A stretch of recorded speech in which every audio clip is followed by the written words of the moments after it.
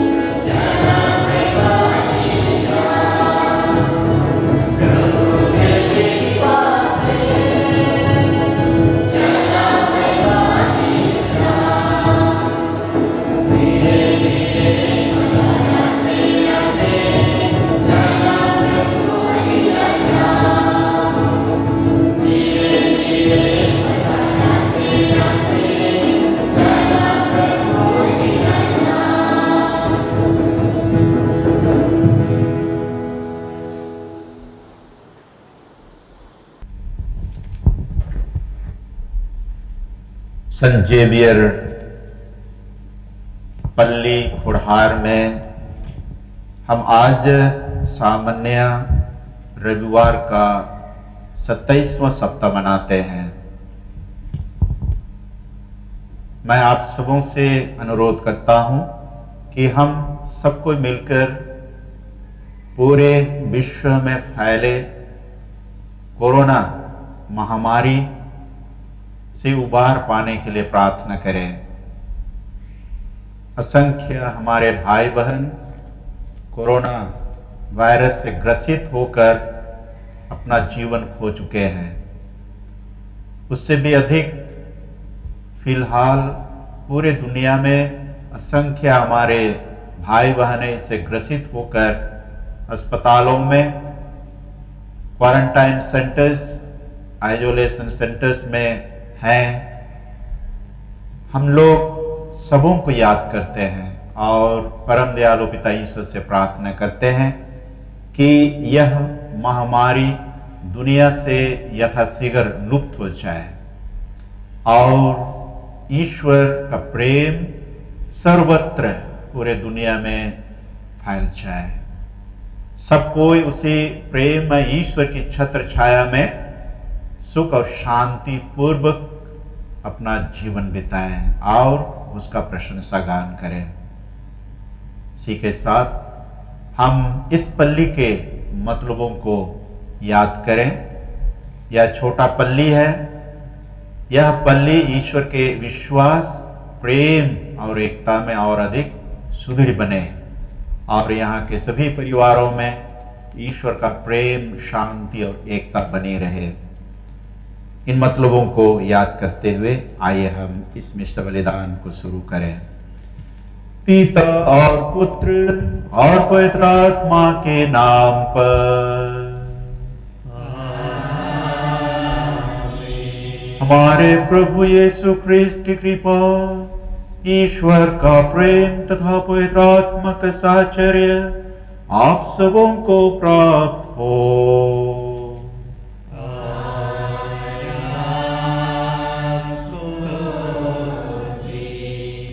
आदरणीय father George केसी, हमारे पल्ली पुरोहित, फादर नेल्सन और हमारे सिस्टर सुपीरियर, सभी धर्म बहनों, सभी धर्म बंधुगण, प्यारे माता पिता, भाइयों और बहनों, आज के सुसमाचार पाठ में डाक बारी का दृष्टांत हमें सुनाया जाएगा।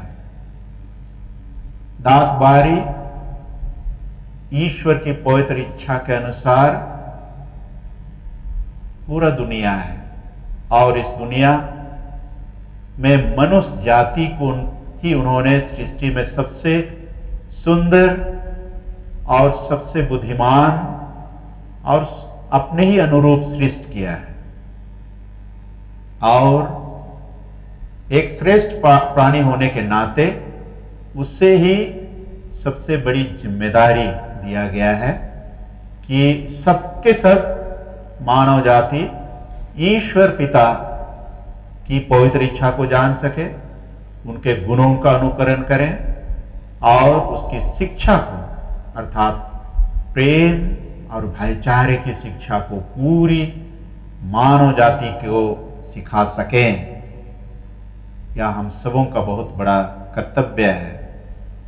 आइए हम इसमें से बलिदान के पहले उन सब क्षणों के लिए हम पश्चाताप करें जब हमने अपने ईश्वर को जीवन से निकाल दिया या अपने जीवन में ईश्वर को उचित जगह नहीं दिया, उसके वचनों के अनुसार हमने जीवन नहीं बिताया, उनकी आज्ञाओं का उल्लंघन किया, उसे सच्चा प्रेम नहीं दिखा पाया, साथ ही अपने पड़ोसियों को भी हमने सच्चे प्रेम को नहीं दिखा पाया। उन सभी क्षणों के लिए हम ईश्वर से क्षमा मांगे कि वह हमें हम पर दया करे और हमारे सभी कमजोरियों को, पाप दोष गुनाहों को क्षमा करे और हमें इस पवित्र मिस्सा के योग्य बना दे।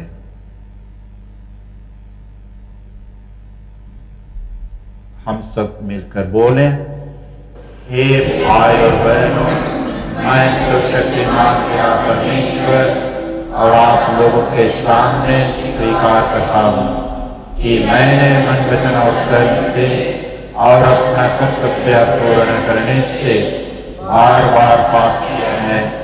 मैं अपना दोष स्वीकार करता हूँ, इसलिए मैं धन्य कुमारी मरियम से, सब स्वर्गदूतों, सब संतों और आप लोगों से, हे भाई और बहनों, विनती करता हूँ कि आप मेरे लिए प्रभु परमेश्वर से प्रार्थना करें। सर्वशक्तिमान ईश्वर हम सबों पर दया करें, हमारे सभी पाप दोष गुनाहों को क्षमा कर हमें अनंत जीवन प्रदान करे।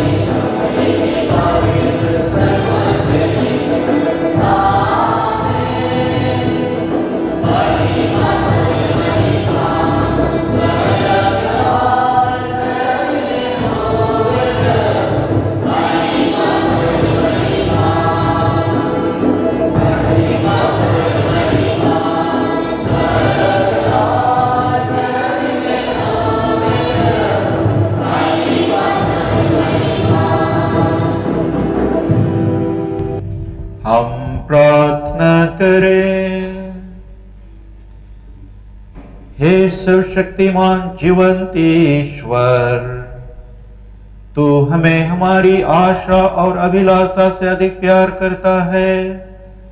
ऐसी कृपा कर कि हमारे सारे पाप तेरी दया के अनंत प्रवाह से धुल जाएं। जो कुछ हम तुझसे मांगने का साहस नहीं करते, उसे भी प्रदान करने की कृपा कर। यह हमारी दीन प्रार्थना है हमारे प्रभु तेरे पुत्र यीशु ख्रिस्त के द्वारा, जो ईश्वर होकर तेरे तथा पवित्र आत्मा के साथ युगानुयुग जीते रहते और राज्य करते हैं।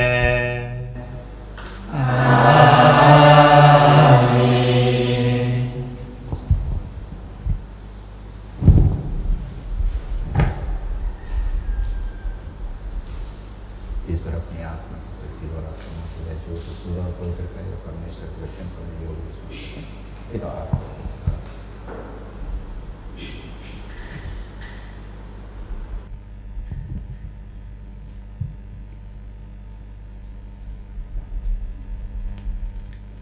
वर्ष का 27वां इतवार। पहला पाठ। नबी ईसायास इज़राइल की तुलना एक दाखबारी से करते हैं। उसके स्वामी ने उत्तम फसल की आशा से उसकी अच्छी देखरेख की थी, किंतु उसे निराश होना पड़ा। ईश्वर ने बड़े प्रेम से इस्राएल की रक्षा की थी। इस्राएल ने ईश्वर के साथ विश्वासघात किया है, इसलिए ईश्वर अब उसकी रक्षा नहीं करेगा।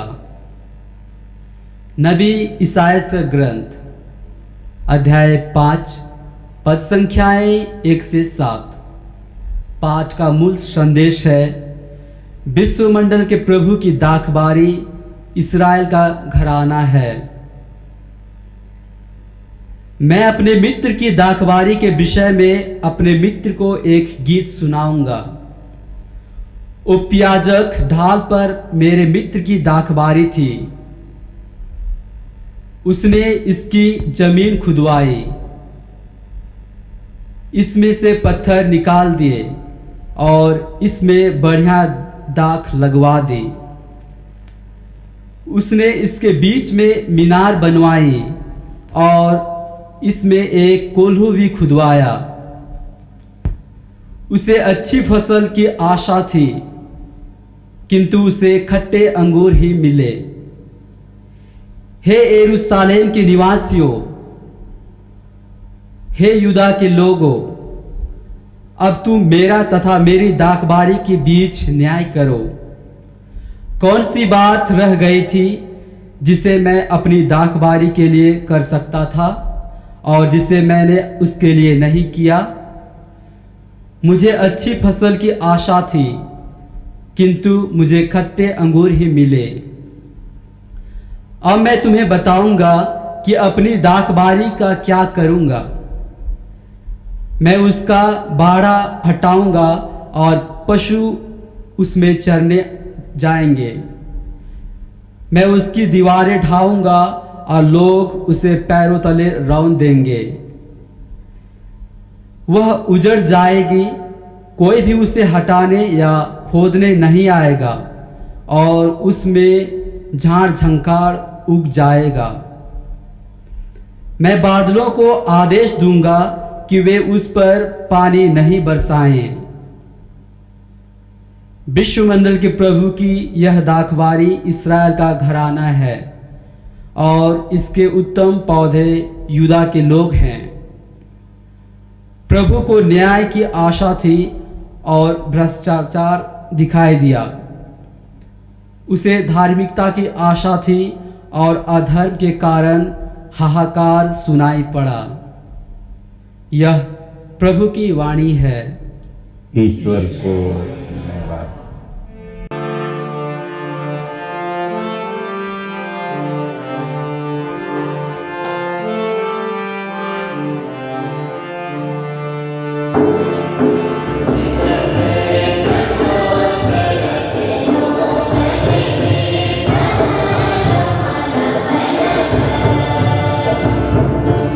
Amen.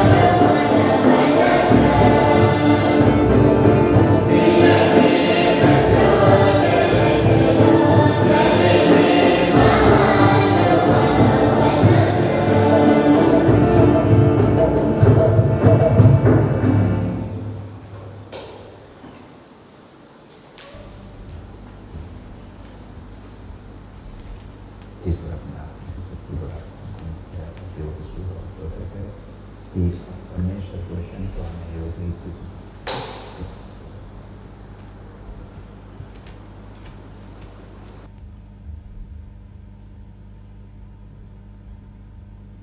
दूसरा पाठ।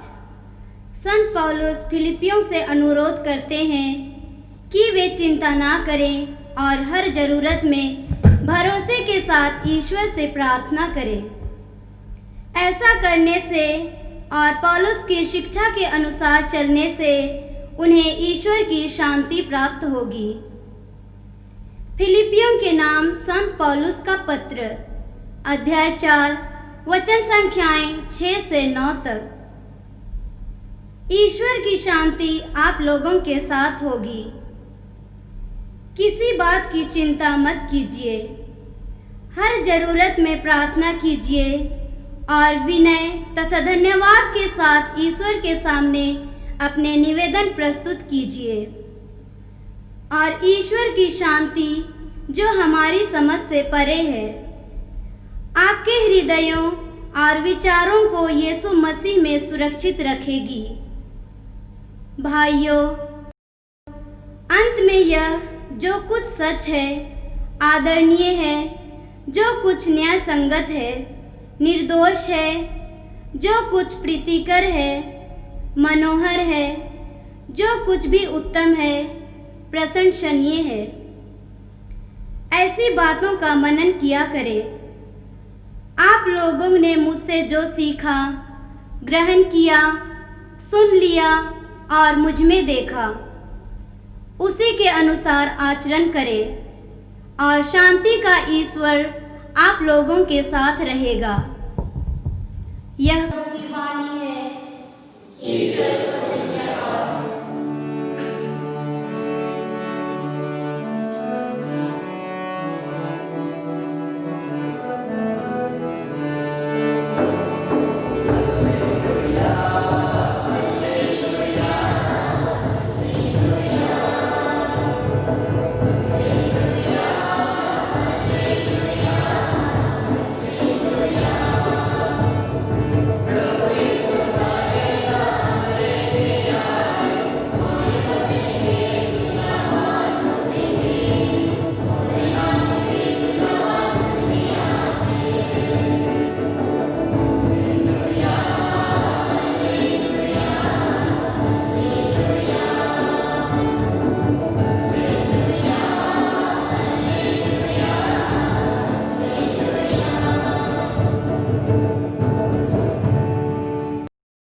प्रभु आप लोगों के साथ हो और आपके साथ भी। संत मत्ती के अनुसार पवित्र सुसमाचार प्रभु की जय।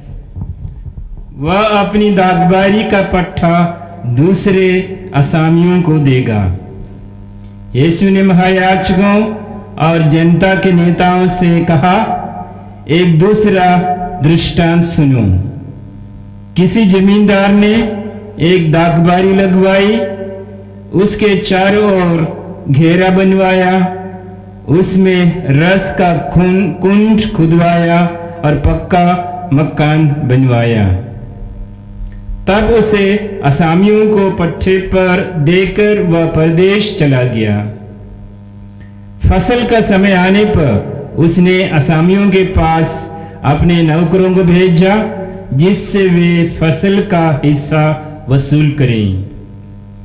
किंतु असामियों ने उसके नौकरों को पकड़कर उनमें से किसी को मारा पीटा, किसी की हत्या कर दी और किसी को पत्थर से मार डाला।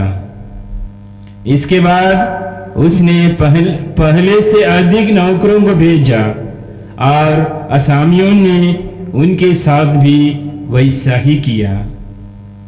अंत में उसने यह सोचकर अपने पुत्र को उनके पास भेजा कि वे मेरे पुत्र का आदर करेंगे।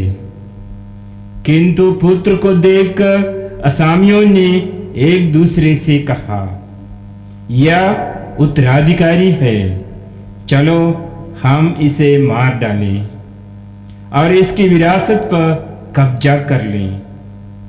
उन्होंने उसे पकड़ लिया और दागबारी से बाहर निकाल कर मार डाला। जब दागबारी का स्वामी लौटेगा तो वह उन असामियों का क्या करेगा? उन्होंने यीशु से कहा, वह उन दुष्टों का सर्वनाश करेगा और अपनी दागबारी का पट्टा दूसरे असामियों को देगा, जो समय पर फसल का हिस्सा देते रहेंगे। यीशु ने उनसे कहा, क्या तुम लोगों ने धर्म ग्रंथ में कभी यह नहीं पढ़ा? कारीगरों ने जिस पत्थर को बेकार समझकर निकाल दिया था, वही कोने का पत्थर बन गया है। यह प्रभु का कार्य है, यह हमारी दृष्टि में अपूर्व है। इसलिए मैं तुम लोगों से कहता हूँ, स्वर्ग का राज्य तुम में से ले लिया जाएगा और ऐसे राष्ट्र को दिया जाएगा जो इसका उचित फल उत्पन्न करेगा। यह प्रभु का पवित्र सुसमाचार है। क्रिस्त की जय।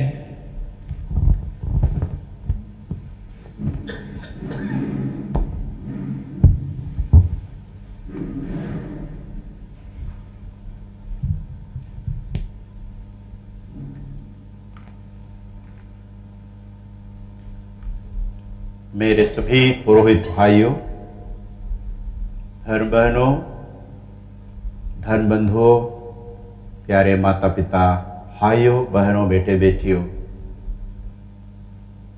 आज के पूजन विधि के पाठ का मूल बिंदु ही है दाखबारी। और दाखबारी में मालिक ने सुंदर दाख लता अर्थात अंगूर की दाख लता लगाई और वह दाख लता को बढ़ने के लिए भरपूर सेवा किया। उसके चारों ओर घेरा बनवाया और इस तरह वह अच्छी तरह बढ़ने, फूलने और फलने लगा। लेकिन बीच में वह मालिक के अपेक्षा के अनुरूप या उसके विपरीत फल उत्पन्न किया, अर्थात खट्टा अंगूर पैदा किया। और इस तरह मालिक के विचार और उसकी योजना का तिरस्कार किया। आज दाखबारी के कई पहलुओं को हम समझने का प्रयत्न करें। कोई भी फल दाखबारी में लगाया जाता है तो मालिक आशा करता है कि वह अच्छा और स्वादिष्ट फल अपने मालिक को दे। और यदि वह मालिक के आशा के अनुरूप अच्छा फल देता है तो वह अच्छा पेड़ या दाख लता कहलाएगा। इसके विपरीत यदि वह खट्टा अंगूरी या उससे भी बढ़कर और दूसरे तरह का बुरा फल देता है तो वह मालिक के विपरीत है या उसकी इच्छा के प्रतिकूल है।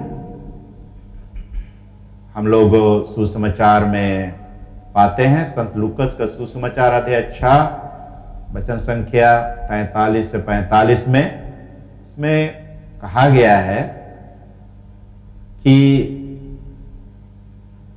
कोई अच्छा पेड़ बुरा फल नहीं दे सकता और ना बुरा पेड़ अच्छा फल दे सकता है। इसलिए पेड़ की पहचान उसके फल से होता है। इसलिए आज दाखबारी का तात्पर्य इस्राएल का घराना है। इसको आज के पहले पाठ में भी हमने सुना है। और इस्राएल का घराना दाखबारी का रूप है,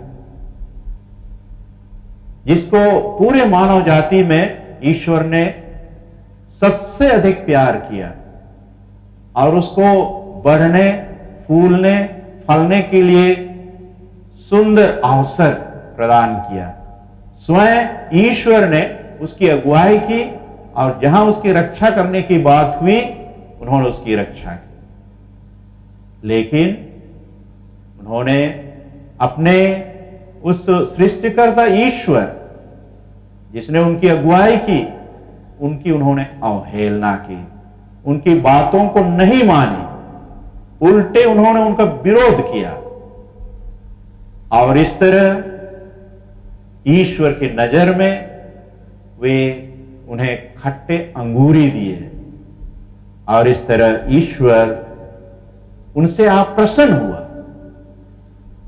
इतना ही नहीं प्यारे भाई और बहनों, वो दाखबारी पुराने व्यवस्थान में इस्राएली जाति थे, लेकिन आज हम में से प्रत्येक जो बपतिस्मा प्राप्त व्यक्ति हैं, नए इस्राएली जाति हैं, ईश्वर की नई प्रजा है। बपतिस्मा संस्कार के बाद ईश्वर हम सबों की देख रेख करने का पूरी जिम्मेदारी लेते हैं और हमसे चाहते हैं कि हम अच्छा फल उत्पन्न करें। आज हम अपने आप को देखें कि ईश्वर की नजर में हम क्या हैं, किस तरह हम आचरण करते हैं, हमारा व्यवहार बर्ताव क्या है, हम किस प्रकार का फल उत्पन्न करके ईश्वर की महिमा गान करते हैं। संजोहन का सुसमाचार अध्याय 15 वचन संख्या 1 से 8 भी दाखबारी से ही संबंधित बातें हैं, जिसमें कहा गया है, मैं दाख लता हूं और तुम डालियां हो, जो मुझ में रहता है और मैं जिसमें रहता हूं वही बहुत फलता है। तो आज हम सबों को प्यारे माता पिता भाई और बहनों, ईश्वर के अनुरूप फल उत्पन्न करने के लिए दाख लता की भांति, डाली की भांति हमको दाख लता से जुड़े रहने की आवश्यकता है। अर्थात अपने सृष्टिकर्ता ईश्वर, संचालन करता ईश्वर, पालन करता ईश्वर के साथ रहने की आवश्यकता होगी, उसकी अधीनता को स्वीकार करने की आवश्यकता होगी और उसके शिक्षा के अनुसार जीवन बिताने की आवश्यकता होगी। तभी हम ईश्वर के अच्छे पेड़ कहला सकते हैं, फलदायक पेड़ कहला सकते हैं। और यही ईश्वर की इच्छा है। संजोहन के सुसमाचार अध्याय 15 के 16वें पद में इसी इच्छा को ईश्वर स्पष्ट रूप से व्यक्त करना चाहते हैं। कहते हैं, तुमने मुझे नहीं बल्कि मैंने तुम्हें इसलिए चुना और नियुक्त किया कि तुम जाकर फल उत्पन्न करो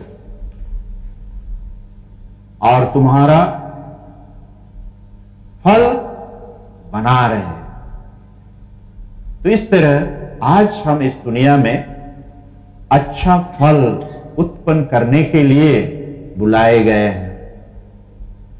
तो कौन सा आज ईश्वर के लिए अच्छा फल हो सकता है, यही हमारे मनन चिंतन का विषय है। गलातियों के नाम संत पौलुस के पत्र में हम लोग पाते हैं वो फल आज ईश्वर की प्रजा के रूप में उत्पन्न करने की आवश्यकता है।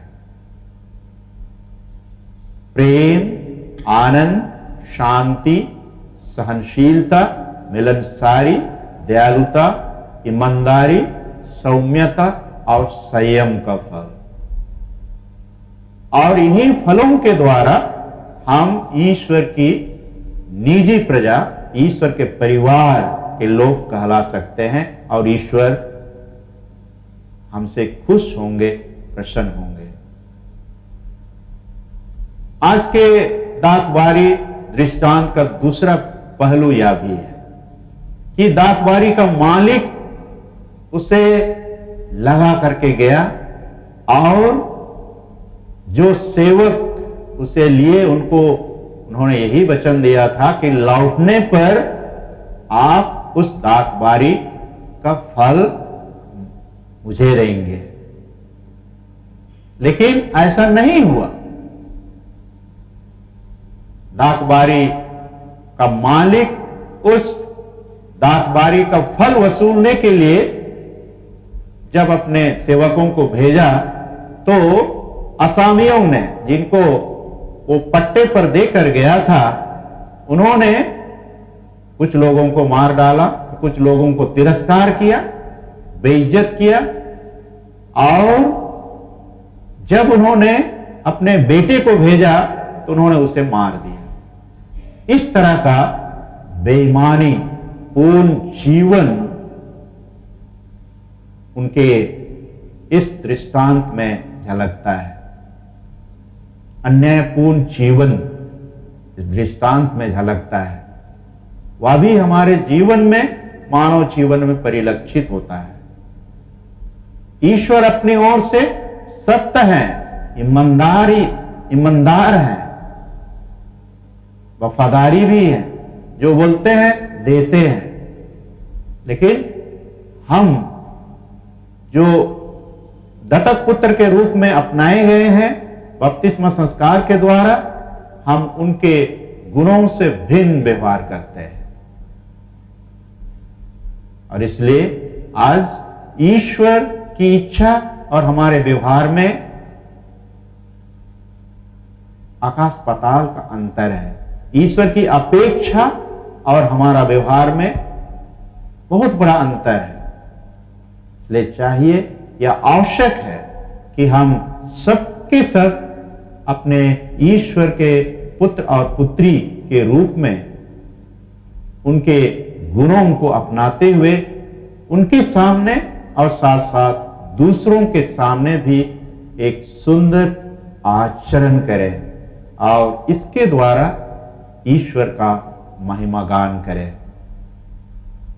हम लोग प्रार्थना करते हैं कि इस दाखबारी के दृष्टांत के द्वारा ईश्वर हमें अपने व्यक्तिगत जीवन, सामुदायिक जीवन को परखने, मूल्यांकन करने के लिए प्रेरित करे और हम पुनः अपने ईश्वर की दया से क्षमा प्राप्त करें और एक नई प्रजा के रूप में जीवन बिताना शुरू करें।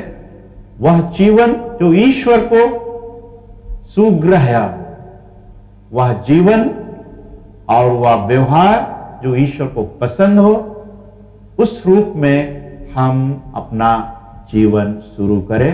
ईश्वर हमें आशीष दे। आमीन।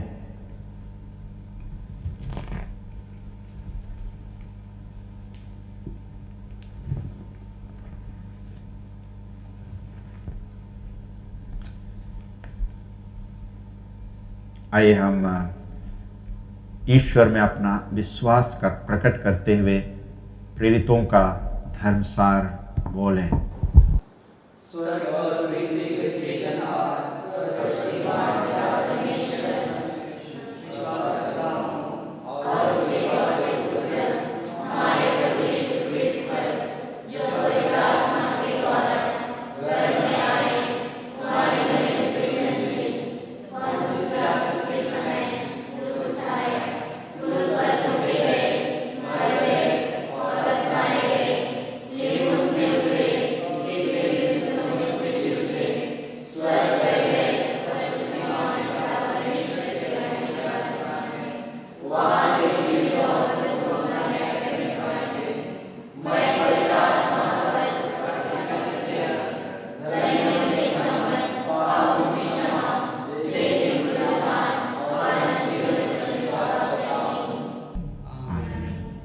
प्यारे माता पिता भाई और बहनों, सर्वशक्तिमान पिता ईश्वर ने हमें इस वेदी के पास बुलाया है। उससे हम निवेदन करें कि जो शिक्षा हमने ग्रहण की है उसके अनुसार अपने जीवन में आचरण करें और स्वर्ग पहुंच सकें जहां हमारा वास्तविक निवास है। आपका जवाब है, हे पिता हमारी प्रार्थना सुन। सारे जगत में फैली कलीसिया के लिए, हमारे संत पिता फ्रांसिस के लिए प्रार्थना करें कि वे इस संसार में प्रभु ख्रिस्त की शिक्षा का साक्ष्य दें। हम निवेदन करें।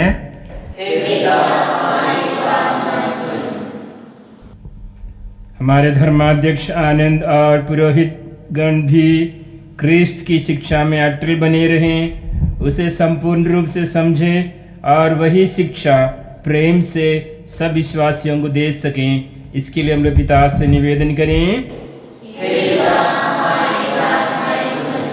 यहाँ उपस्थित हर एक विश्वासी अपने अच्छे आचरण द्वारा ख्रिस्ती आदर्श प्रस्तुत करें और मन वचन कर्म से कभी किसी को टोकर न दें। इसके लिए हम लोग पिता से निवेदन करें। हम ख्रिस्तीय दया और सहानुभूति के द्वारा दुखियों को दिलासा तथा पीड़ितों को ढाढ़स दे सकें। इसके लिए हम लोग पिता से निवेदन करें। हे पिता हमारी प्रार्थना सुन। धनी लोग अपनी धन संपत्ति का सदुपयोग करें। हमारा सामाजिक जीवन ख्रिस्तीय सिद्धांतों पर आधारित हो, मजदूरों को उचित वेतन मिले तथा हम सब एक परिवार बनकर अपने वास्तविक देश अर्थात स्वर्ग की ओर अग्रसर होते रहें। इसके लिए हम लोग पिता से निवेदन करें। हे पिता हमारी प्रार्थना सुन। सर्वशक्तिमान ईश्वर से हम निवेदन करें कि कोरोना वायरस पूरी मानव जाति से उठा ले, नष्ट कर दे। इस तरह मानव जाति प्रेम और शांति का जीवन जी सके। हम निवेदन करें। हे पिता हमारी प्रार्थना सुन। जो लोग बीमार हैं, विशेष करके कोरोना वायरस के कारण और अन्य बीमारी के कारण, उन सबों के लिए हम लोग विशेष रूप से प्रार्थना करते हैं। ईश्वर उन पर दया करे और उन्हें भी चंगाई का वरदान दे। हम निवेदन करें। हे पिता हमारी प्रार्थना सुन। हे सर्वशक्तिमान ईश्वर, हमें यह कृपा प्रदान कर कि हम योग रीति से ख्रिस्त याग का उत्सव मनाएं, उसमें दी गई शिक्षा को ग्रहण करें और उस शिक्षा के अनुसार जीवन बिताएं, जिससे हम अपने दैनिक जीवन में सच्चा ख्रिस्तीय प्रेम प्रकट कर सके। हमारे प्रभु ख्रिस्त के द्वारा आमीन।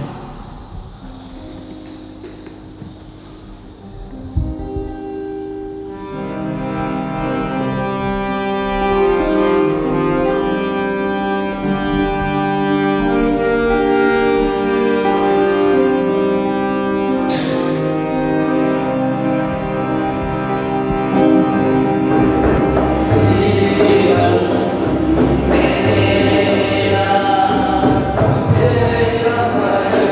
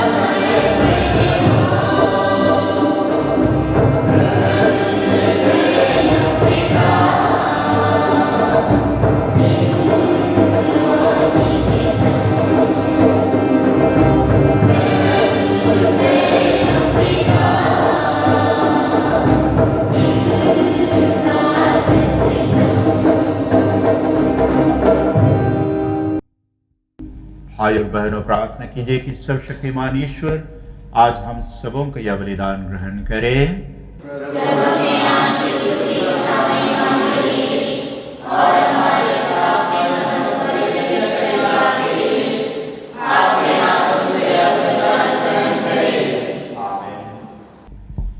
हे प्रभु, यह बलि कृपा पूर्वक ग्रहण कर, जिसे चढ़ाने का आदेश तूने दिया है।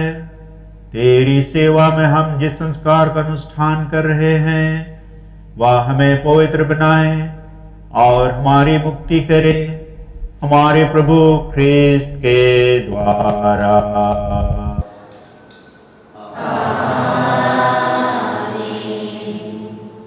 प्रभु आप लोगों के साथ हो।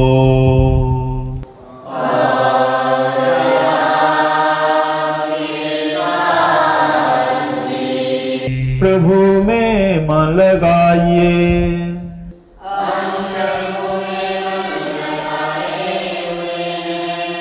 हम अपने प्रभु ईश्वर को धन्यवाद दें।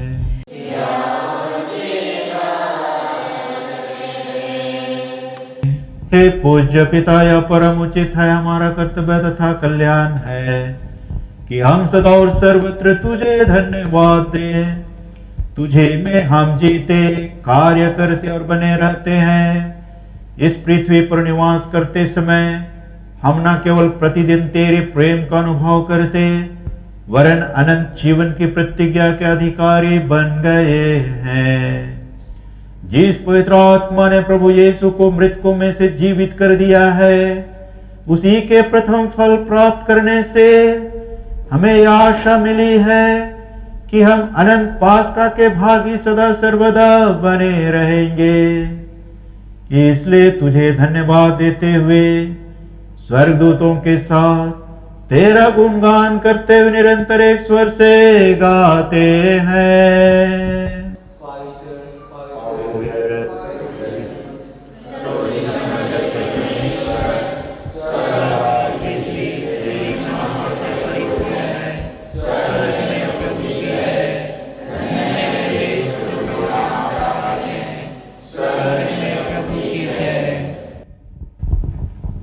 हे परमपिता, तू वास्तव में पवित्र है, सारी पवित्रता का स्रोत है। हम तुझसे निवेदन करते हैं, तू यह उपहार अपने आत्मा के संस्पर्श से पवित्र कर दे, क्या हमारे प्रभु यीशु ख्रिस्त का शरीर तथा रक्त बन जाए। जिस रात को यीशु स्वेच्छा से मृत्यु के लिए सौंपे गए, उन्होंने रोटी ली, तुझे धन्यवाद दिया और रोटी तोड़कर उससे अपने शिष्यों को देते हुए कहा, तुम सब इसे लो और खाओ, यह मेरा शरीर है जो तुम्हारे लिए बलि चढ़ाया जाएगा।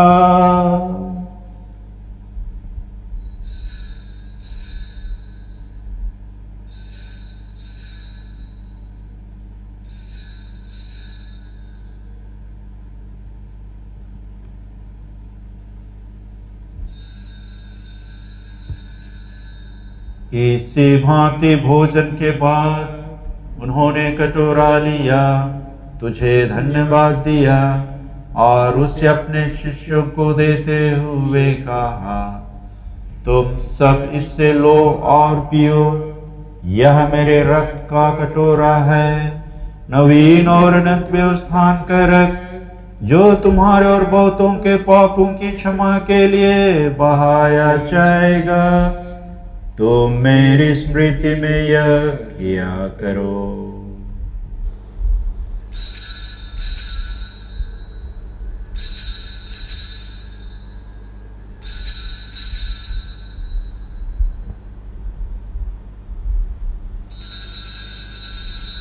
यह है हमारे विश्वास का रहस्य।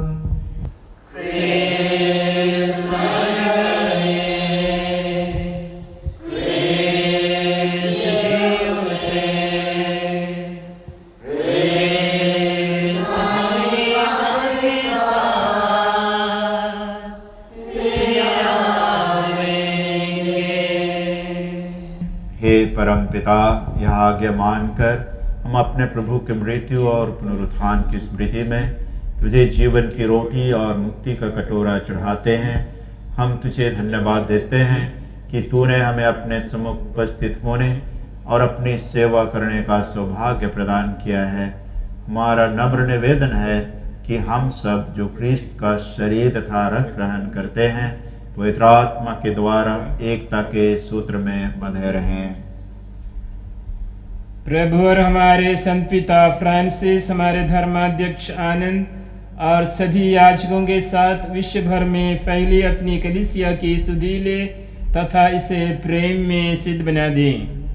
हे प्रभु, हमारे उन भाई बहनों की भी सुधीले जो पुनरुत्थान की आशा में परलोक सिधार चुके हैं, उन्हें और सभी मृतकों को अपने पुण्य दर्शन का सौभाग्य प्रदान कर हम सब पर दया दृष्टि डाल कि हम भी अनंत जीवन के सहभागी बने और ईश्वर की माता धन्य कुमारी मरियम, प्रेरित गण और सब संतों के साथ जो युग युग में तेरे विश्वस्त सेवक सेविकाएं बने रहें, तेरा स्तुतिगान कर सकें, तेरे पुत्र यीशु क्रिस्त के द्वारा।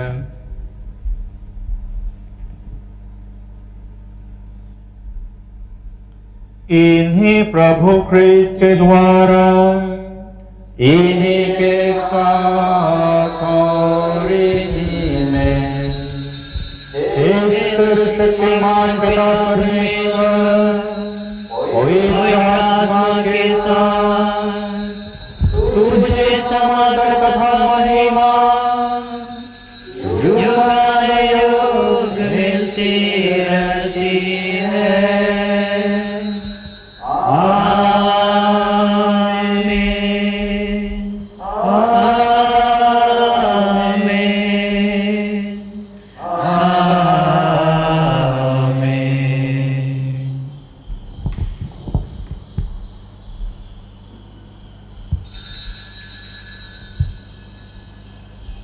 हम सब मिलकर पिता ईश्वर से प्रार्थना करें, जैसे प्रभु यीशु ख्रिस्त ने हमें सिखाया है।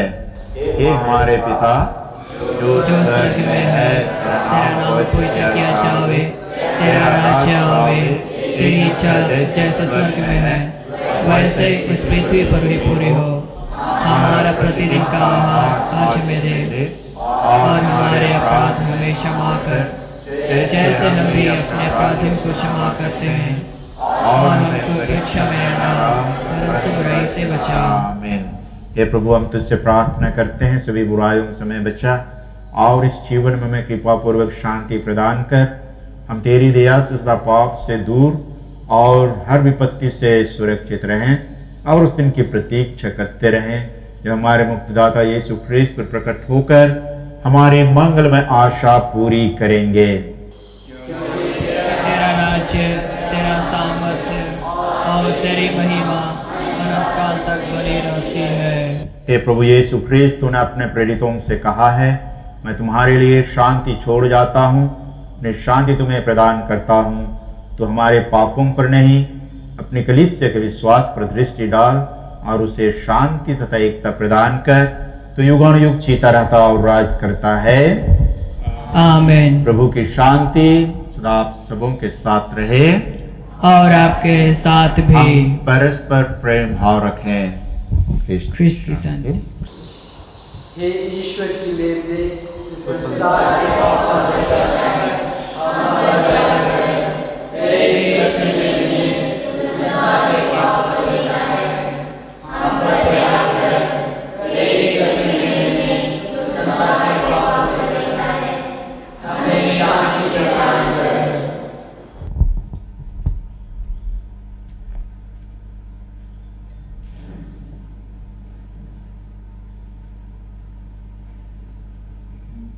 देखिए ईश्वर के मेमना जो संसार के पाप पर लेता है। धन्य हम सभी को जो आज मेमने के इस भोज में बुलाए गए हैं। हे प्रभु, मैं योग्य नहीं हूँ कि आप मेरे यहाँ आवे, किंतु एक ही शब्द कह दीजिए और मेरी आत्मा चंगी हो जाएगी।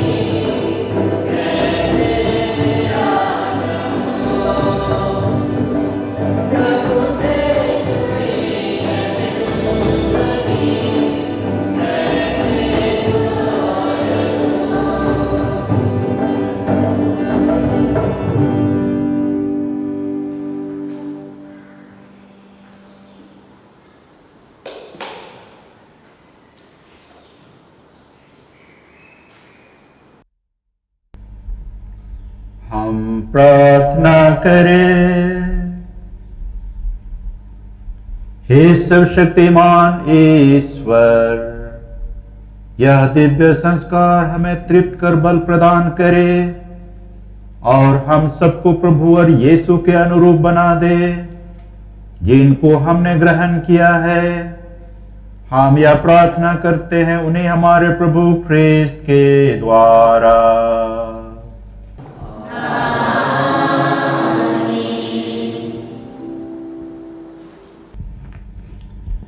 प्रभु आप लोगों के साथ हो।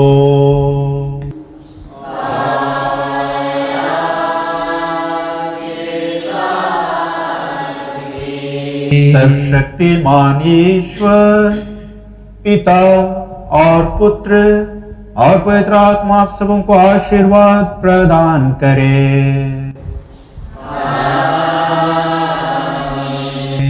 आप लोग विदा लें, प्रभु का प्रेम और सेवा का जीवन बिताएं।